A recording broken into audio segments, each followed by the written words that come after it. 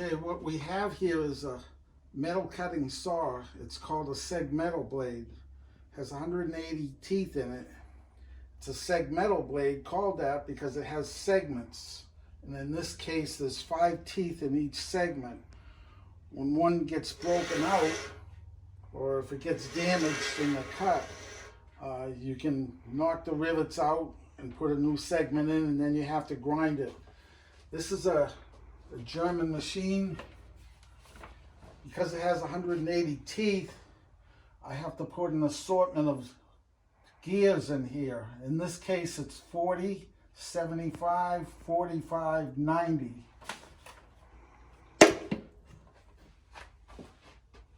This wheel here adjusts the arbor height. This knob here adjusts the stroke of the grinding head. This wheel here adjusts the location of the grinding head. Over here, you have a high and low gauge. Every other tooth will be higher than the first tooth because the design of the teeth is what they call a 3MR or high-low with the ovals. So the oval is 15 thousandths higher than the raker behind it. This is what adjusts the height. I could have 30 thousandths higher or what, but it's found that in this application, it's 15 works great. Then this wheel here adjusts the location of the blade when it stops in relation to the wheel. And then this lever here is the different speeds. I can make them go 100 teeth a minute or 30 teeth a minute, whatever. Then, of course, you got the arbor locking thing and the clamp that holds it up against the back jaws here. What I'm going to do now is I have centered the head over the wheel, the saw here, so that it's on center and it's not going to be beveled one way or another. I haven't locked the arbor yet. Really what I want to do is dress the wheel down.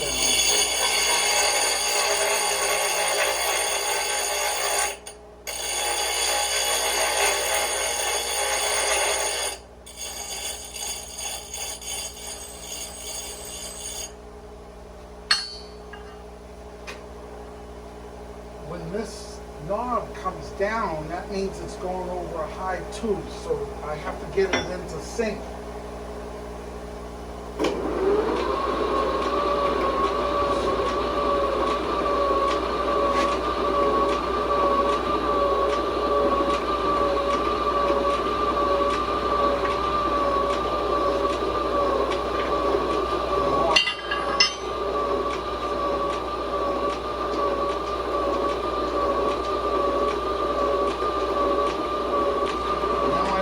Increase the stroke here.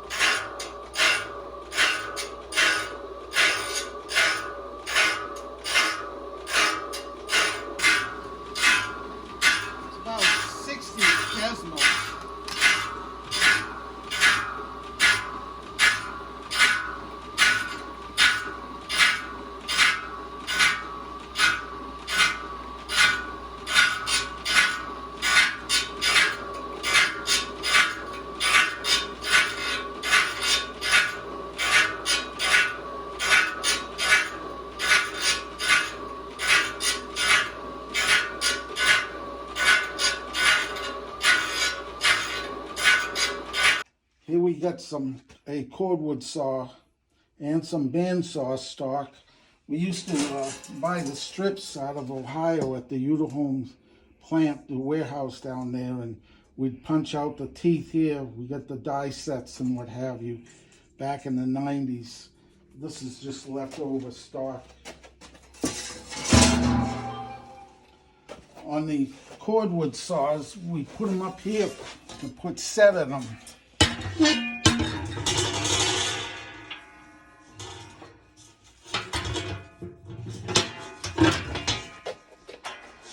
We line up the teeth, get the old hammer, we get it up here, and then we mark the beginning on both sides.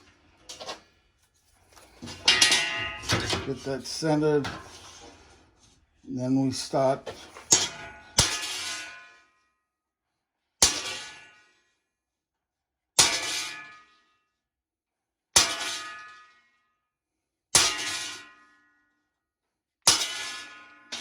this machine is another Vollmer.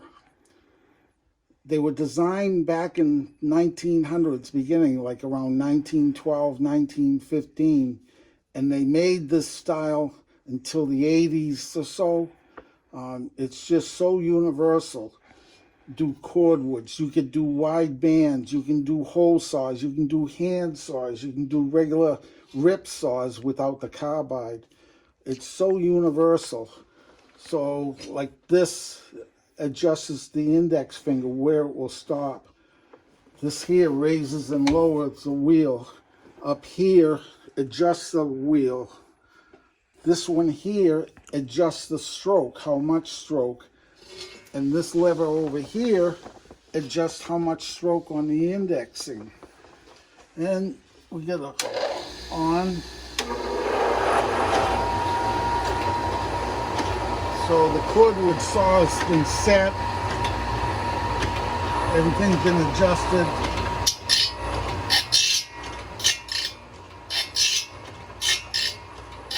You index the tooth before so that you will bring the tooth spacing equal.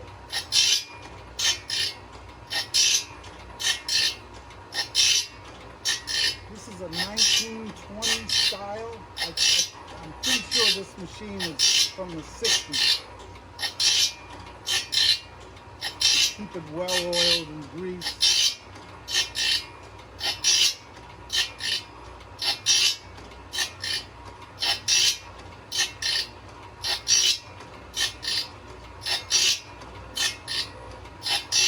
I can make the stroke here more so it doesn't touch the top. See, now it's not touching the top. Bring it back down to ride over the top. I can adjust this so that it positions the tooth so it doesn't hit the face, but it will hit harder on the top. See, now it's not hitting the face. Now I'll bring it back to hit the face. That's how you want it to sound. If you don't have the right tools and the right machine, life is terrible. If you get the right stuff and you're confident you can give the customer the best on the planet. This machine is a Heller. 310, I believe, the model. This is from the 50s and 60s. This was in a Ford plant down in Kentucky. I went down there and picked it up years ago. So you know you're dealing with the best on the planet. Similar to the Wagner over there, you have to choose the gears for the amount of teeth. I can see how it all goes in sync. And in this case, it's 30, 40, 40, 90 tooth gears. This lever here skips a tooth if I pull it down.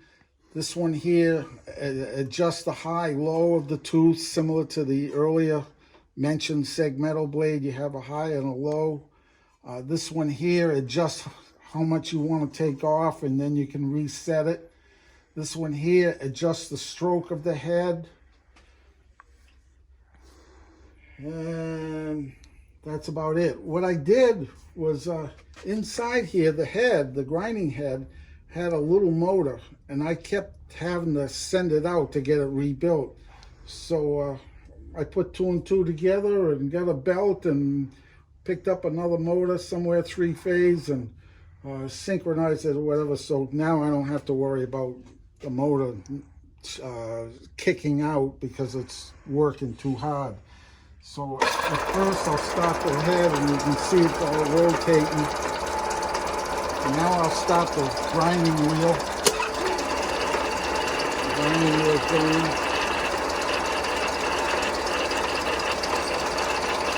Now I'll press the wheel.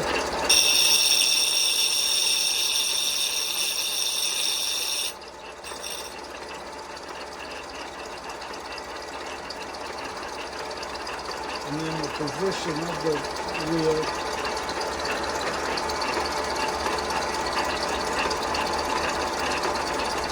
And lower it down.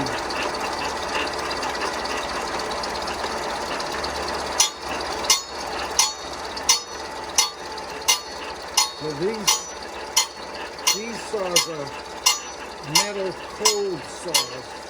You can cut aluminum, stainless, regular steel, channel, solids. A lot of fabricating shops have it. A lot of maintenance shops have them because they're better than the abrasive cutoff wheels, like a 14-inch cutoff. Because the cutoff wheels, if the material is going to be machined again, the cutoff wheels make so much heat grinding through the steel, it hardens up the steel, so that if they're machining it later and the end mill comes to that spot, it works harder and goes out quicker. You can hear it, and the machinist can hear the sound in the hardness. So it's best to use what they call a cold saw and just cut it like butter with a sharp blade.